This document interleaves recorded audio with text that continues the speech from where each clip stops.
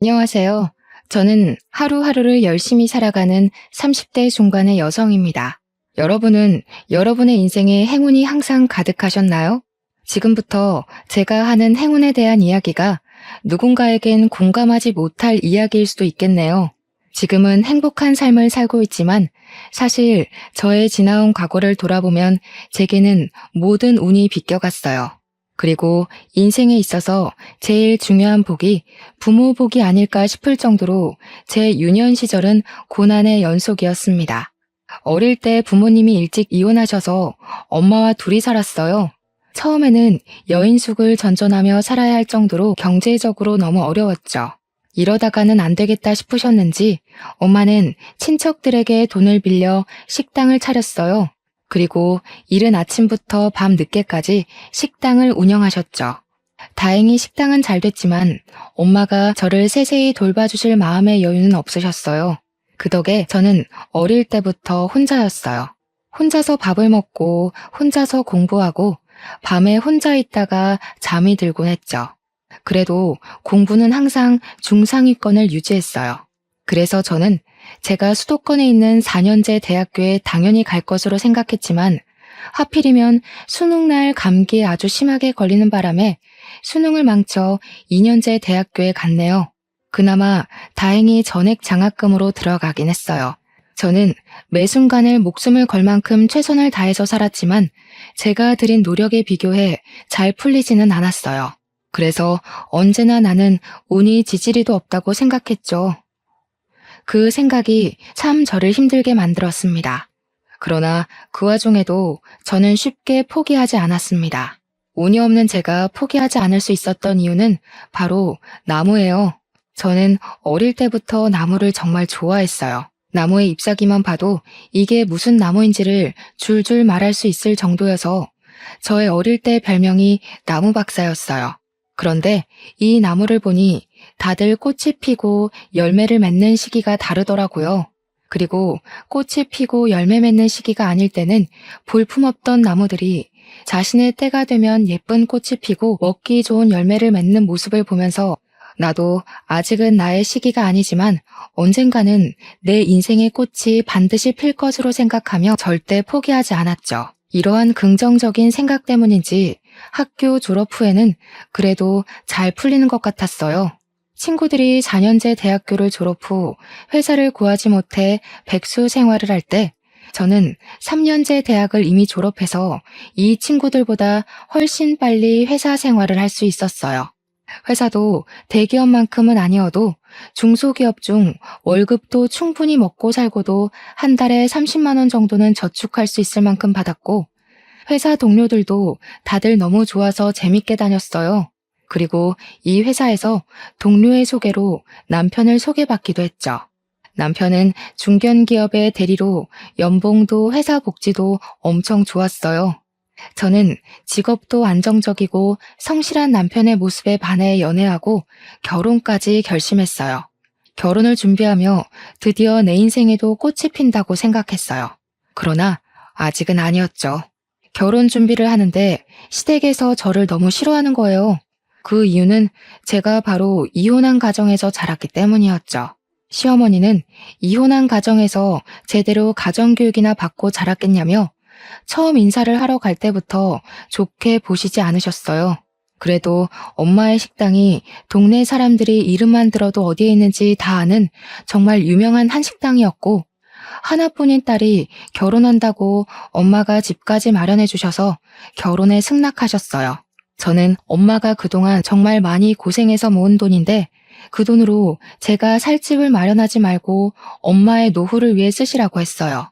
하지만 하나뿐인 딸이 결혼하는데 시댁에서 기죽지 말고 할 말 다 하며 당당하게 살라고 마련해준다고 하시더라고요. 그러면서 사실 이 돈은 제가 대학교에 가면 쓰려고 모아둔 돈이었는데 대학을 전액 장학금을 받고 들어가고 생활비도 수학, 과외 아르바이트로 스스로 벌어서 모은 돈을 쓸 일이 없었다며 그 돈으로 집을 마련해 주셨어요. 제가 대학을 3년제로 나오긴 했어도 학교 근처 엄마들 사이에서 수학을 정말 잘 가르친다고 소문이 자자했거든요. 그 덕에 학교를 다니는 3년 내내 명문대 학생들이 받는 만큼의 과외비를 받으며 생활했어요. 시댁에서는 저희 엄마가 집을 마련해 주신다는 것을 알고 이혼 가정에서 자라서 솔직히 걱정은 된다만 그래도 그 나이에 집도 있는 것을 보니 착실히는 살아온 것 같다며 결혼을 허락하셨어요. 결혼하고 첫 1년은 정말 좋았어요. 저도 남편도 열심히 일했고 엄마가 집을 마련해 주신 덕에 대출 하나 없이 시작했어요. 이대로만 가면 꽤 넉넉하게 잘 살 수 있겠다고 생각했죠. 그리고 곧 임신하게 되었는데 병원에서 유산의 위험이 있다며 조심하라고 했어요. 저는 아기를 지키기 위해 잘 다니던 회사도 관뒀어요. 회사를 관두는 것은 아쉬웠지만 23살부터 10년 조금 넘게 다녀서인지 퇴직금이 엄청 많더라고요. 저는 그 퇴직금을 잘 모아뒀다가 나중에 우리 아기를 위해 뜻깊게 써야겠다고 생각했어요. 우리 아기는 어떤 모습일지 상상하며 하루하루를 설렘으로 살아가던 어느 날이었어요. 남편이 최근에 부서가 이동되었는데 일도 사람도 너무 맞지 않는다며 회사를 관두고 싶다는 것이에요. 제가 회사라도 다니면 내가 돈을 벌 테니 관두라고 하겠지만 지금 저도 회사를 관둔 상태인데 남편마저 회사를 관둔다고 하니 답답하더라고요. 아기가 태어나면 이래저래 나갈 돈도 많을 텐데 우리 아기를 위해서 조금만 참으라고 이야기했어요. 남편은 일단 알겠다며 회사에 다니기는 하는데 극심한 스트레스로 인해 잠도 못 자고 밥도 잘 못 먹더라고요. 옆에서 보고 있으니 사는 게 아니라는 말이 무슨 뜻인지 정확히 알 정도로 너무 힘들어했어요. 이러다가 무슨 사달이 나겠다 싶어서 차라리 이럴 바엔 관두고 새로운 회사를 찾아보라고 했어요. 남편이 퇴사한 날 저는 이제 조금 쉬고 새로운 회사를 알아볼 줄 알았어요. 그런데 남편이 과일 가게를 하시는 시부모님 밑에서 일하며 일 좀 배워서 과일, 채소 가게를 열고 싶다고 하더라고요. 저는 솔직히 내키지 않았어요. 우리 엄마가 식당을 하시는 것을 보면 정말 너무 힘들어 보였거든요. 남들이 다 쉬는 날에도 마음 편히 쉴 수가 없고 정말 하루하루가 그야말로 전쟁터였어요. 게다가 사업은 한번 시작하면 쉽게 그만둘 수도 없잖아요. 그래서 저는 정말 남편이 사업을 하지 않고 그냥 일반 회사에 취업했으면 한다고 말했어요. 어느 날 남편이 회사에 간다길래 저는 당연히 다시 재취업이 되었나 보다 했어요. 저는 잘 됐다고 하며 남편의 새로운 시작을 응원했어요. 그리고 저는 검진을 받으러 산부인과에 갔는데 그곳에서 동네 동생 지은이를 만났어요. 지은이도 저와 비슷한 시기에 임신했는데 지은이와 제가 임신하기 전에는 지은이네 부부와 함께 넷이서 술도 종종 먹고 그랬어요. 그런데 지은이가 오늘 오전에 과일을 사러 갔는데 제 남편을 과일 가게에서 봤다며 형부 회사 관두고 가게에서 일하시냐고 하더라고요. 저는 최근에 회사를 관두긴 했지만 새로운 곳에 이직해서 오늘 첫 출근했다고 했어요. 지은이는 그럼 잘못 본 건가 하며 고개를 갸우뚱하는데 뭔가 기분이 이상하더라고요. 혹시나 하는 마음에 병원 진료 후 시댁 과일 가게에 가니 역시나 시어머니와 남편이 그곳에서 과일 정리를 하고 있더라고요. 여보, 오늘 회사 첫 출근한다더니 여기서 뭐 하고 있어? 아니, 당신이 여기 어떻게 왔어? 마침 할 말이 있었는데 잘 왔다. 남편이 뭐 하고 싶다고 하면 마누라는 집에서 살림하며 내조를 해야지. 네가 하도 반대하니까 얘가 몰래 나와서 이러는 거 아니냐? 너 우리 아들 밖에서 돈 못 번다고 눈치 주고 그러는 거 아니니? 어머니, 저는 맹세코 정환 씨가 회사를 그만두고 왔을 때 싫은 소리 한 번도 한 적이 없어요. 다만 정환 씨가 고생하며 사업을 하는 것보다는 회사에서 매달 정해진 월급 받으며 일하는 것이 더 편할 것 같아서 사업만은 하지 말라고 한 거였어요. 내가 그 말을 어떻게 믿니? 그래도 남편이 돈을 벌겠다고 해보겠다는데 마누라가 돼서 잘할 수 있게 도와주고 해야지. 예전에는 남편이 무슨 말을 하면 마누라는 그냥 네 하고 따라야 했다. 그래도 정환 씨가 눈에 빤히 보이는 힘든 길을 자처해서 가겠다는데 그래도 그냥 도와줘요? 그건 아니잖아요. 이거 말 대꾸하는 거 봐. 이혼 가정이라 제 부모한테 보고 배운 게 없어서 뭘 알긴 알겠어. 말해봤자 내 입만 아프지. 어휴, 자식 팔자가 부모 팔자 따른다더니 우리 정한이가 팔자 사나운 년 옆에서 평생 고생이나 하지 않을지 몰라. 시어머니가 이렇게 저에게 막말하는데 남편은 그 옆에 가만히 서 있기만 하더라고요. 저는 그래도 남편이 조금이라도 자기 엄마를 말릴 줄 알았거든요. 정말 벙어리처럼 아무 말도 하지 않는데 제 편을 들어주지 않아 답답하기도 하고 너무 미웠어요. 어머니께 방금 하신 말씀은 너무 하셨다고 사과해달라고 말하고 싶었지만 손님도 오시고 해서 저는 그냥 집에 왔네요. 제가 집에 도착하고 1시간 정도 지났으려나요? 남편이 퇴근하고 오더라고요. 남편은 오자마자 시부모님 밑에서 과일 장사하는 것을 배우고 하면 잘 될 것 같다며 요새 이 동네에 신축 아파트가 많이 생겼으니 그 아파트 단지 내 상점에 들어가고 싶다고 하더라고요. 그러면서 부모님이 과일 장사를 오래 하셔서 싱싱하고 저렴한 과일을 파는 도매업체를 잘 아시니까 그곳에서 저렴하게 과일과 채소를 받아서 팔면 될 것 같다고 하더라고요. 그래도 저는 남편이 사업보다는 회사에 다녔으면 했어요. 왜냐하면 사업해서 잘 되는 경우도 분명 있기는 하지만 솔직히 그러기 위해서는 정말 나의 돈과 시간은 물론이고 영혼까지 갈아 넣어야 가능한 일이잖아요. 솔직히 저희 엄마도 뼈가 빠지게 일하셔서 식당을 그만큼 성공시킨 것이거든요. 그전에는 식당이 안 돼서 저 재워놓고 많이 우시는 모습을 많이 보며 자랐어요. 엄마의 그런 모습들이 생각나서 더 사업하기 두렵다고 했어요. 남편은 그런 저의 걱정을 아는지 모르는지 그래도 자신은 무조건 사업을 하고 싶다고 밀어붙이더라고요. 저는 이 부분은 조금 더 생각해보자고 말했어요. 그리고 아까 과일 가게에서 시어머니가 하신 말씀들 너무 하신 거 아니냐고 했어요. 아까는 손님들도 오시고 해서 그냥 갔는데 어머니께서 또 그런 식으로 말씀하시면 그때는 정말 참지 못할 것 같다고 이야기했죠. 그랬더니 남편이 그렇지 않아도 너무 심한 것 같아 엄마에게 잘 말씀드렸고 앞으로는 절대 그럴 일 없을 것이라고 미안하다고 하더라고요. 저는 그렇게 말하는 남편의 말을 바보처럼 철석같이 믿었네요.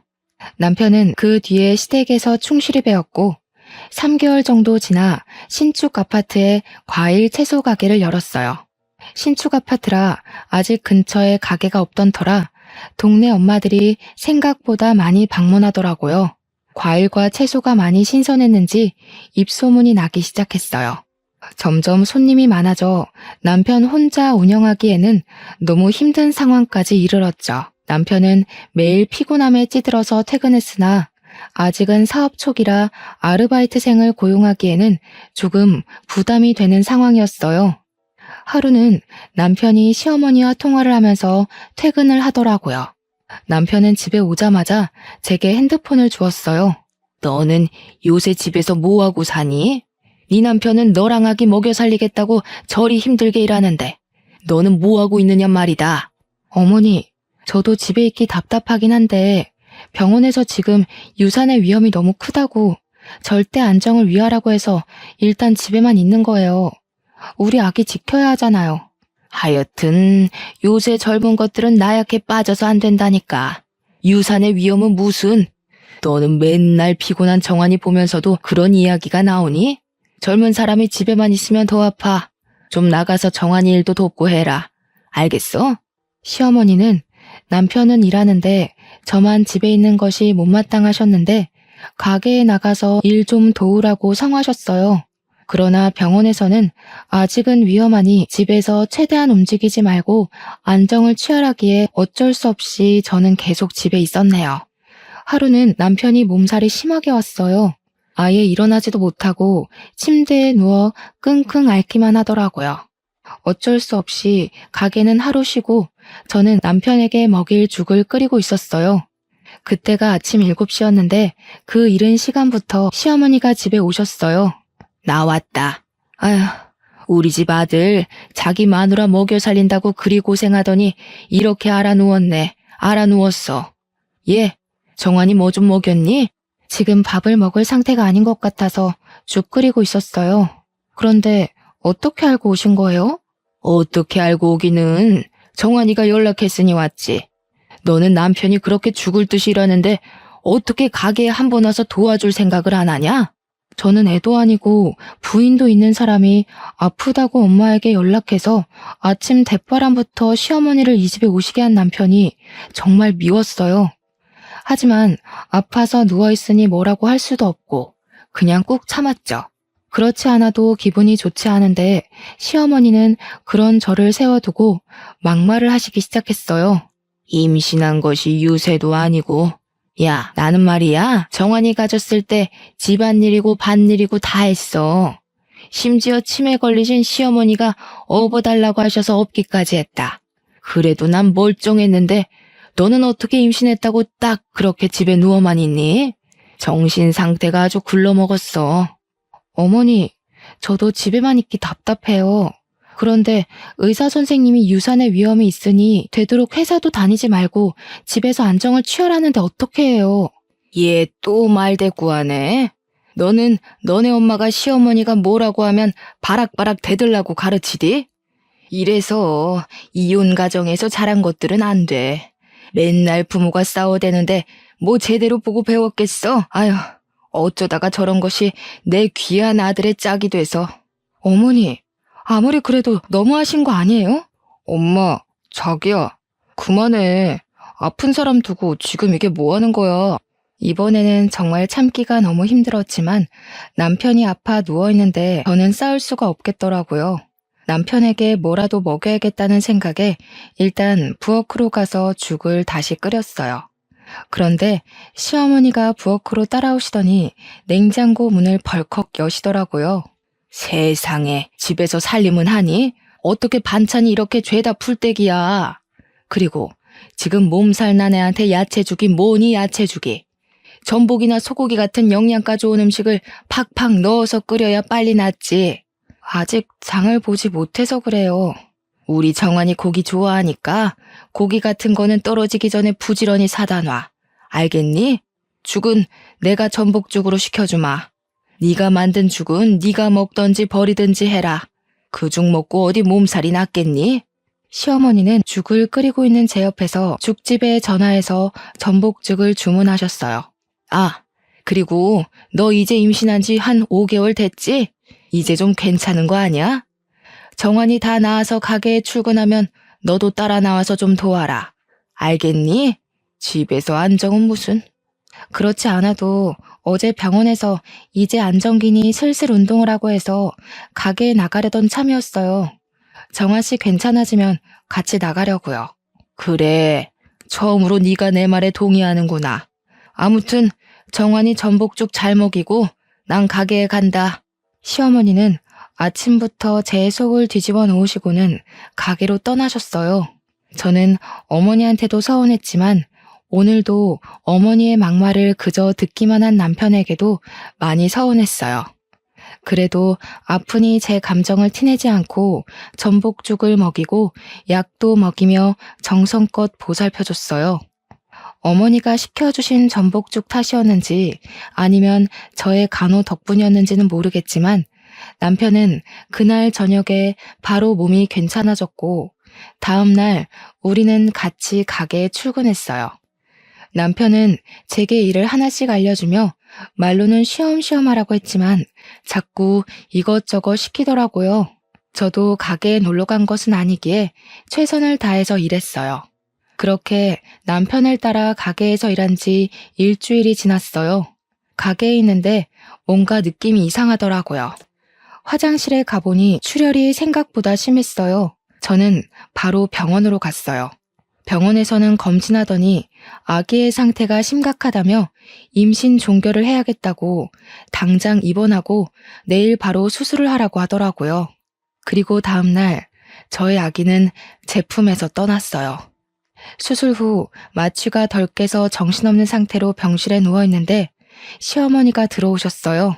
너는 아이를 잘 지켜야지 유산을 시키냐? 너네 엄마는 지금 아기를 잃어버렸는데 안 오시고 뭐 하신다니? 엄마, 미진이 지금 막 수술실에서 와서 마취도 덜 깼어. 속상한 마음 알지만 그만해. 그리고 장모님은 식당에 예약 손님 있으시다고 내일 오신대. 그깟 식당일 뭐가 그리 중하다고 자기 딸이 남의 집 귀한 손주 잃어버렸는데 오지도 않는 게 말이 되니? 역시 이혼한 가정은 어쩔 수 없다니까. 엄마, 그만해. 뭐 미진이만 잘못해서 이렇나? 내가 미진이에게 일을 시켜서 그랬지.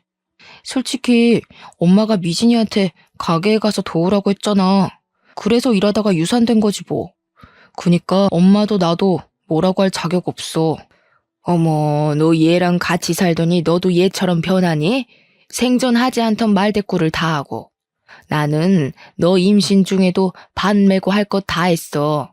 가게 일 조금 도왔다고 유산한 게 말이 되니? 어머니, 제발 그만하세요. 정말 듣고 있기 너무 힘드네요. 뭘 그만해? 남의 집 귀한 손주 잃은 주제에 뭘 잘했다고 큰 소리야? 하여튼 누가 지 엄마 닮아서 팔자 사나운 년 아니랄까봐. 아유, 속상해서 여기 못 있겠다. 나 간다. 네 마누라 잘 병간호해라.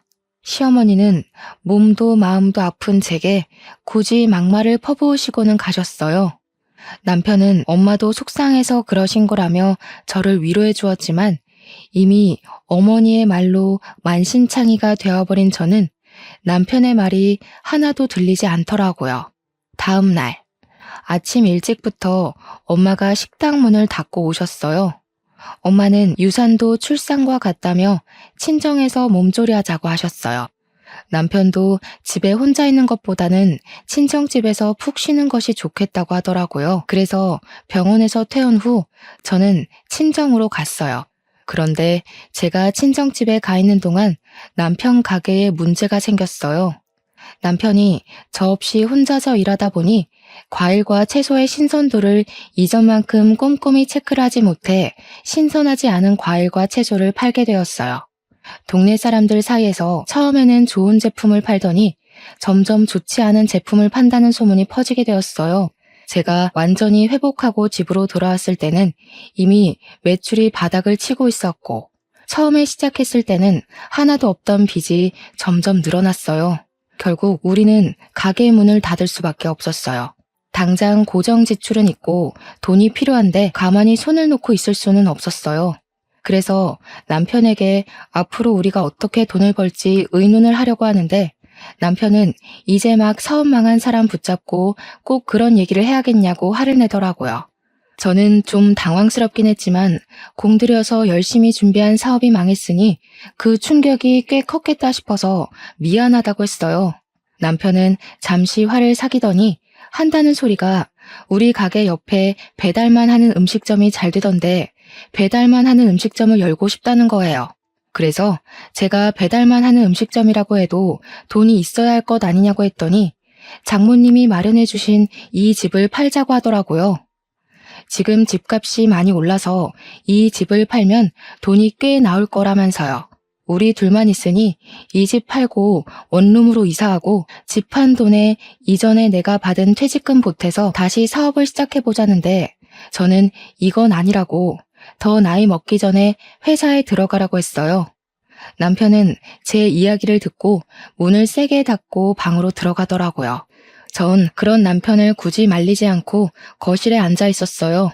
그런데 잠시 뒤 시어머니가 또 우리 집에 오셨어요. 남편이 방에 들어가 자기 엄마에게 우리가 싸운 이야기를 다 한 것 같았어요. 너는 어떻게 된 애가 남편이 뭐 좀 해보겠다는데 왜 사사건건 방해니? 정환이가 다른 사람 밑에 들어가서 일 못하겠다잖아. 아니면 네 남편 그냥 있게 네가 돈을 벌든가. 어머니가 원하는 대로 과일 가게 했잖아요. 결국엔 이렇게 망했어요. 그래서 빚 하나도 없던 저희가 빚더미에 앉았다고요. 지금 이 모습을 보고도 또 사업하라는 얘기가 나오세요? 그리고 사업은 땅 파서 해요. 돈이 있어야 할 것 아니에요, 돈이. 너네 엄마가 준 이 집 팔면 되잖아. 여기 집값 엄청나게 올랐던데. 그럼 수익도 생기고 돈도 생기고 좀 좋아. 거기에 너 옛날에 회사 다니면서 받은 퇴직금, 그 퇴직금 못해서 다시 시작하면 되지. 꼭 너는 네 남편을 회사에 보내서 노예처럼 일하게 해야겠어? 어머니, 이 집은 저희 엄마가 평생을 바쳐서 모은 돈으로 마련한 집이에요. 다른 건 몰라도 이 집만큼은 절대 팔고 싶지 않아요. 어쩔 수 없이 판다 해도 뜻깊은 일에 쓰고 싶지 결과가 빤히 보이는 남편 사업에 투자하고 싶지는 않네요. 결과가 보이는 사업? 너 말 다 했어? 무슨 결과가 보이는데? 무슨 결과겠니? 그걸 굳이 내 입으로 말해야 하니? 그리고 제가 열심히 일해서 모은 퇴직금을 왜 어머니랑 남편이 내놓으라고 난리세요? 제가 그 회사에서 그렇게 일하는데 도움 조금이라도 주신 것 있으세요? 정말 너 원래 막대 먹은 앤 줄은 알았지만 이렇게까지 막장인 줄은 몰랐네. 이게 다 부모가 이혼해서 보고 자란 게 없어서 그런 거지. 부모가 싸우는 것만 봤겠지 어디 좋은 걸 봤겠어? 시어머니가 또 이혼한 가정에서 자라서 저렇다며 뭐라고 하시는데 이젠 화가 치밀어 올라 도무지 참을 수가 없더라고요. 그래서 저는 더 큰 소리로 시어머니께 대들기 시작했어요. 어머니, 예전부터 자꾸 말끝마다 저희 부모님 이혼한 것 가지고 뭐라고 하시는데 솔직히 듣기에 너무 기분이 좋지 않네요. 저에 대해서 뭐라고 하시는 건 괜찮은데 부모님, 특히 저희 엄마에 대해 비방은 하지 말아주세요. 아이고, 꼴에 또 딸이라고 엄마 챙기는 거 봐. 기가 차서 말이 나오지 않는다. 좋지 않은 기운에 억세게 드센 팔자 가진 모녀들끼리 서로 위해주고 살면 되겠네. 아 참, 너 팔자가 드세서 아기도 죽인 거 아니니? 어머니, 어떻게 말을 그렇게 하세요? 맞잖아. 이혼한 부모 밑에서 안 좋은 기운을 받으면서 자란 네가 가진 아기이니 그 아기가 제대로 못 사는 건 당연하지. 그래서 우리 아들 사업까지 망했나 보네. 네가 아주 우리 아들을 쫄딱 망하게 하는구나. 저희 엄마 이혼은 하셨지만 제게 아빠의 빈자리가 느껴지지 않도록 최선을 다해 키우셨어요. 제가 이혼 가정이라서 어두워 보일 수도 있긴 하겠으나 그래도 제가 저희 엄마 비난과 조롱을 당해야 할 만큼 잘못 살아오지는 않았어요. 아이고, 그러시오? 네, 잘나셨습니다. 그런 사람이 이렇게 시어미한테 빡빡 대드니? 역시 보고 배운 게 없으니 그러지. 옛말에 어물점 망신은 꼴뚜기가 시킨다는 말이 틀린 말이 아니야. 시어머니의 막말도 화가 나는데 더 화가 나는 것은 남편의 태도였어요. 남편은 오늘도 어머니의 말을 가만히 듣고만 있더라고요.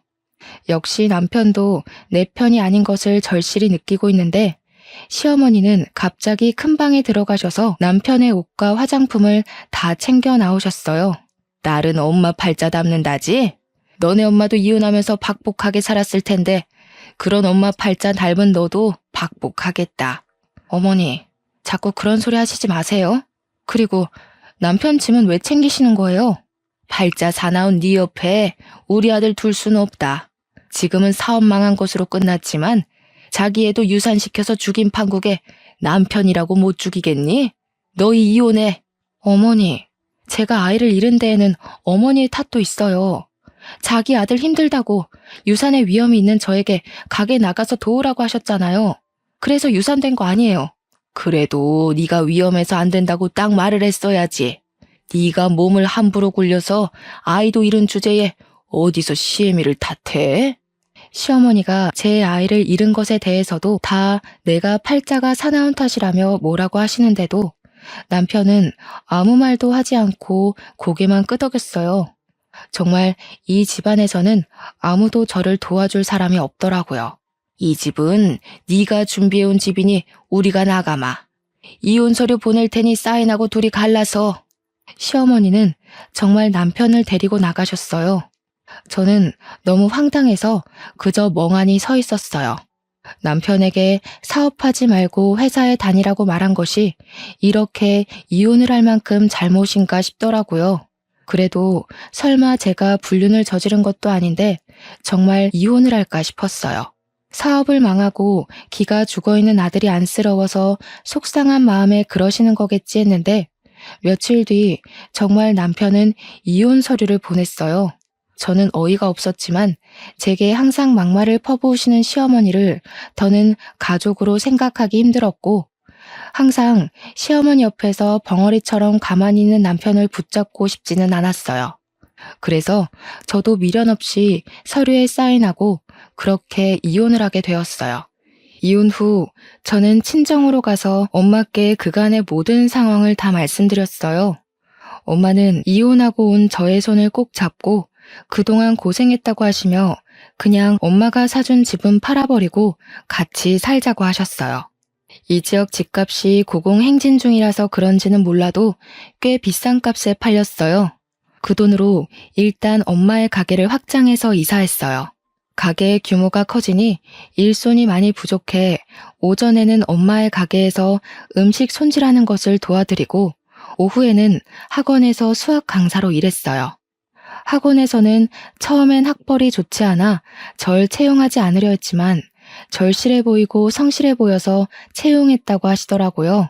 저는 원장 선생님의 기대에 부응하고자 다른 선생님들보다 더 일찍 출근하고 학생들도 정말 최선을 다해서 가르쳤어요. 학생들과도 돈독한 관계를 유지했고 제가 수학을 가르친 바는 성적이 꽤 많이 오르기도 했어요.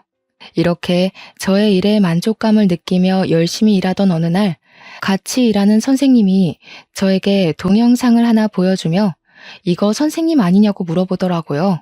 보니까 제가 강의하고 있는 동영상이었고 댓글에는 정말 잘 가르치고 열정적인 이 시대의 참된 선생님이라는 글이 있었어요.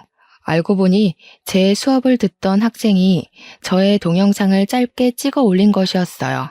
그 뒤로 제가 가르치는 학원 수강생은 급속도로 늘었고 그 학생들이 SNS의 수학은 당연히 잘 가르치고 삶의 지혜도 가르쳐주는 참된 스승님이라며 긍정적인 글을 더 써주어 저는 SNS에서 핫이슈가 되었어요. 제가 사실 수학을 가르치면서 중간중간 제가 살아온 이야기를 해주며 학생들에게 지금은 힘들겠지만 조금만 더 힘을 내서 너희들이 정말 하고 싶은 일을 하며 살라고 항상 이야기를 했거든요. 저의 제자들이 저처럼 모진 말을 듣고 힘든 일을 겪지 않았으면 하는 마음에서요. 저의 이러한 진심이 통했는지 학생들 사이에서 소문이 점점 더 퍼졌고 저는 더 바빠졌어요. 그리고 이제는 어지간한 회사원들보다 더 많은 돈을 벌 수 있었죠. 저는 정말 바빠졌지만 그래도 오전에는 매일 엄마의 식당 일을 도왔어요. 하루는 집에서 일어나 평소처럼 대충 머리를 묶고 집에서 입던 옷을 입고 엄마 식당에 일을 도우러 가는데 전 남편이 앞에 있는 거예요. 넌 꼴이 그게 뭐냐? 나랑 이혼하더니 백수 됐어? 그렇게 사업하지 말라고 내가 하는 일마다 회방 놓더니 꼴 좋다. 나는 그새 애인도 생겼는데 너는 아직도 이러고 살아? 안 됐다.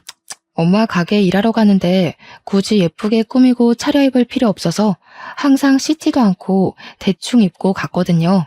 그런데 전 남편은 저의 이런 모습만 보고 저에게 백수라느니 하며 한심한 표정을 짓더라고요. 그래서 저는 제 지갑에 있던 저의 명함을 보여줬어요. 오, 수학 강사. 나름 사자 직업이네. 그런데 수학 강사로 생활이 되나? 별로 돈 많이 안 된다던데. 저는 저를 무시해대는 전 남편에게 SNS에서 돌아다니는 저의 짧은 동영상 하나를 보여줬어요. 엄청나게 많은 학생 앞에서 여유롭게 강의하는 제 모습을 본 전 남편은 깜짝 놀라더라고요. 그때 근처에서 한 여성분이 전 남편의 이름을 부르며 다가왔어요. 바로 전 남편이 새로 만나고 있다는 애인이었죠. 그 여성분은 저를 빤히 보더니 저를 안다고 하더라고요. 전 남편이 어떻게 아느냐고 물으니 자기 동생이 학원 수강생인데 매일 저의 강의 영상을 보면서 집에서 복습하고 있다고 하더라고요.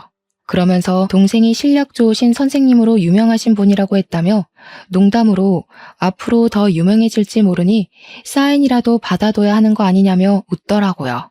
전 남편은 제가 이렇게 유명해졌다는 사실을 알고 휘둥그레지며 헤어졌어요. 엄마의 가게에 도착해서 일을 돕는데 엄마가 재밌는 이야기를 하나 해주시겠다고 하더라고요. 사실 엄마의 식당이 너무 잘 돼서 2호점을 오픈할 생각으로 좋은 상가 자리를 찾고 계셨어요. 그래서 부동산에 식당할 자리를 구한다고 했더니 터가 아주 좋은 곳에 싸게 매물이 나왔다고 주소를 알려줬는데 시댁의 과일 가게 자리였대요. 엄마가 부동산 사장님께 여기 과일 가게였는데 왜 내놨냐고 물으니 건물주한테 쫓겨났다고 하는 거예요. 쫓겨난 이유는 과일 가게 주인인 전 시모가 이혼 가정에서 자란 제 욕을 그렇게 하고 다녔대요. 이혼한 부모 밑에서 자라 팔자 억세고 운도 지지리도 없는 년이랑 자기 아들이 결혼해서 하는 일마다 풀리지 않는다면서요. 그런데 그 소리를 들은 건물주가 너무 화가 나서 월세를 말도 안 되게 올리고 이 월세를 내지 못하자 가게를 빼라고 했다는 거예요. 알고 보니 이 건물주의 부모님이 가정폭력으로 이혼하시고 찢어지게 가난하게 사셨대요. 그래도 악착같이 돈 모아서 건물주가 되셨다고 하더라고요. 건물주는 꼭 그 이야기가 자신에게 하는 것 같다며 이혼 가정에서 힘들게 자랐을 며느리에게 도움은 못 될 망정 어떻게 그리 욕을 하냐고, 그런 인성이 나쁜 사람은 잘 되면 안 된다고 내보냈다는 거예요. 저는 엄마의 이야기를 들으며 뿌린 대로 거둔다는 말이 틀린 말이 아니라며 그렇게 저와 엄마를 무시하더니 잘 됐다고 했어요. 그날 오후 엄마는 잠깐 짬을 내서 전 시모의 과일 가게를 인수했고 그 뒤로 2호점 오픈 준비에 학원 강의까지 하루하루를 눈코 뜰 새 없이 바쁘게 보냈어요. 강의를 마치고 밤늦게 집으로 가는데 전 남편이 집 앞에 있는 거예요. 퇴근하는 저를 보더니 다시 같이 살자고 하대요. 저는 네가 만나는 애인은 어쩌고 나한테 와서 이러냐고 물으니 그때 걔는 예뻐서 만나긴 했는데 너무 무식하다고 하더라고요. 그러면서 저처럼 똑똑하고 현명한 여자를 만나고 싶다고 하더라고요. 전 당연히 전 남편과 합칠 생각이 눈꼽만큼도 없어서 그냥 보낼까 하다가 전 시모의 과일 가게도 쫓겨났다는데 뭐하고 사는지 궁금하더라고요. 물어보니 그냥 엄마 과일 가게가 망해서 지금은 회사 구하면서 막노동을 하고 있다는 거예요. 아휴, 그렇게 사업하고 싶다고 노래를 부르더니 결국 그렇게 됐어? 내가 넌 멍청하니까 사업하지 말고 진작에 회사 다니라고 했잖아. 진짜 100번은 말한 것 같은데? 그래도 난 너네 엄마 덕에 인생 폈지. 너 같은 머저리랑 이혼시켜줘서 그 뒤로 나는 인생이 아주 잘 풀리네. 뭐? 그 말은 내가 없어서 더 잘 됐다는 거야? 그럼! 너랑 이혼하고 그야말로 내 삶은 만사 형통이었어. 내가 이때까지 성공 못한 게 다 멍청하고 운이 지지리도 없는 널 만나서였던 것 같아. 어떻게 오랜만에 만나서 말을 그딴 식으로 해? 좀 좋게 말해줄 순 없어? 좋게? 너 내가 너네 엄마한테 무시당하고 막말 듣고 우리 엄마 이혼했다고 뭐라고 하실 때 너는 뭐 하고 있었어? 그러지 말라고 제대로 말려본 적 있어? 그 옆에서 그냥 다 듣고만 있었잖아. 그때 네가 가만히 듣고만 있지 않았어도 우리가 이러지는 않았을 거야. 그래도 나 엄마한테 너무 그러지 말라고 이야기했어. 난 내 나름대로 최선을 다했다고. 최선은 무슨? 너는 방관했겠지. 그거 아냐? 나 그때 너 벙어리인 줄 알았어. 말 못하는 벙어리. 그래도 네가 그때 가만히 있어줘서 나도 열받아서 너랑 결혼 생활 더 못하고 헤어지고 잘 됐으니 뭐 딱 좋네. 저의 비난과 조롱에 전 남편은 망연자실한 표정으로 제 앞에 서 있더라고요. 그 표정을 보니 정말 10년 묵은 채증이 내려가는 것처럼 아주 통쾌하고 고소하고 좋더라고요. 그리고 그런 남편에게 마지막 결정타를 한 방 더 날렸어요. 아, 그리고 너네 엄마 이혼 부모 밑에서 자란 나를 엄청나게 욕하고 다니시다가 건물주한테 쫓겨났다며? 사업이 망하기는 무슨 쫓겨난 거지. 네가 그걸 어떻게 알아? 사실 너네가 쫓겨난 자리에 우리 엄마 식당 2호점 오픈해. 그 건물주가 그랬다고 하더라. 너네 엄마가 이혼 가정에서 힘들게 자랐을 며느리에게 힘이 돼주지는 못할 망정 욕하고 다니는 거 보면 인성이 아주 글러먹은 사람이라며. 그런 사람은 반드시 망하게 해야 한다던데? 뭐? 그럼 갑자기 건물주가 월세 올리고 못 내니까 나가라고 한 것도 다 그것 때문이었어? 그래, 너네 엄마의 그 말 때문에 그런 거였어. 몰랐니? 너네 엄마의 막말이 씨앗이 돼서 불행이 시작된 거지. 아, 그리고 건물주가 이 동네 건물주 대표더라고. 건물주가 이 동네 건물주들에게 너네 엄마에 대해 다 이야기한 것 같던데 가게를 쉽게 구할 수 있으려나 몰라? 전 남편은 한숨을 크게 내쉬더니 다리에 힘이 풀렸는지 주저앉으려고 하더라고요. 저는 넘어지려는 전 남편을 일단 잡아서 일으켰어요. 아이쿠, 넘어지면 안 되지. 그 멍청한 여자친구 불러줄까? 멍청한 너랑 한 세트처럼 너무 잘 맞을 것 같은데. 천생연분 아니냐? 멍청이 커플. 그리고 미안하지만 난 이미 만나는 남자가 있어. 꿈도 꿀 생각하지 말고 둘이 꼭 결혼까지 해주라. 특별히 축의금은 내가 1,000원 보내놓을게. 저는 전 남편에게 만나는 남자가 있다고 했지만 사실 없어요. 엄마 가게 일 도와드리고 학원 강사 일로 하루 24시간이 모자랄 정도이거든요. 그런데 있다고 하니 전 남편이 씩씩대면서 가는데 그 모습을 보며 깔깔거리며 웃어줬네요. 사실 전 남편과 어이없게 이혼하면서 할 말 제대로 하지 못한 것 같아서 아쉬웠거든요. 그러나 제가 아주 완벽히 잘 살고 있는 모습을 보여주며 최고의 복수를 한 것 같아서 기분이 너무 좋았어요. 드디어 내 인생에도 꽃이 피고 열매가 맺히는 것 같더라고요. 요새 시기가 시기인 만큼 다들 힘들고 어려우신 것 같아요. 제 주변만 봐도 그렇고요. 저 역시 그랬어요. 어릴 때는 걸핏하면 부모님이 큰 소리로 싸우셔서 항상 공포와 불안감에 살아야 했어요. 10대 때는 부모님이 이혼하셔서 항상 외롭고 경제적으로도 힘든 시기를 보내야 했어요. 20대가 되며 경제적인 어려움이 해결되며 잠시 행복해지나 싶더니 20대 후반에는 평생 제 편이 되었을 아이를 잃었고 이혼까지 겪어야 했죠. 저보다 성적이 낮았던 친구도 좋은 대학을 갔고 성격이 좋지 않았던 친구도 좋은 회사에 취업하고 좋은 남자를 만나 결혼도 잘하고 아이도 잘 낳아서 잘 키우더라고요. 제 주변 사람들은 다들 잘 나가는데 저만 항상 모든 일이 꼬였죠. 정말 그때는 세상이 나를 버린 것 같고 대결을 시작도 안 했는데 이미 진 패배자 같았어요. 그러나 그 힘들고 척박했던 삶 와중에도 포기하지 않고 노력한 결과 지금은 지역에서 수학 최고 인기 강사로 소문나 제가 좋아하는 일로 돈을 많이 벌면서 누구보다 행복하게 살고 있네요. 여러분도 지금 힘든 일이 있다면 절대 포기하지 마세요.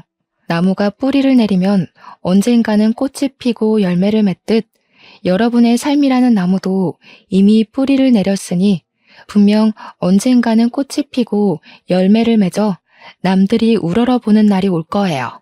그날을 기다리며 여러분도 저도 다들 힘내서 열심히 살아나가요. 오늘 하루도 힘내시고 저의 기나긴 사연 들어주셔서 감사해요.